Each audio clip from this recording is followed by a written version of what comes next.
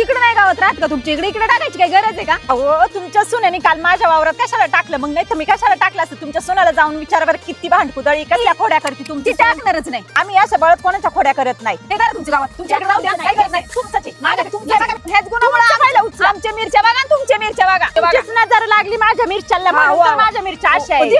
तुमच्या मिरच्या काय झालं काय झालं काय झालं कशाला म्हणते काय झालं? अगं हे बघ ना हे म्हणतात की तुमच्या सुनेनी आमच्या इकडे गवत टाकलं.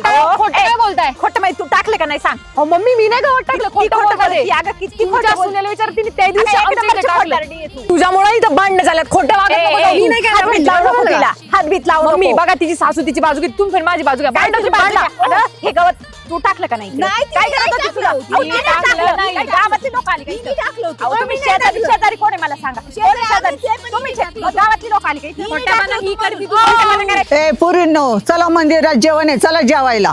जेवण हो चला चला चला चला चला. ओ तुमची साडी नीट करा ना. तुमचा हाच ड्रेस राहू दे. चला आपण जाऊया. चला चला लवकर चला. चला ना जेवण संपत लवकर.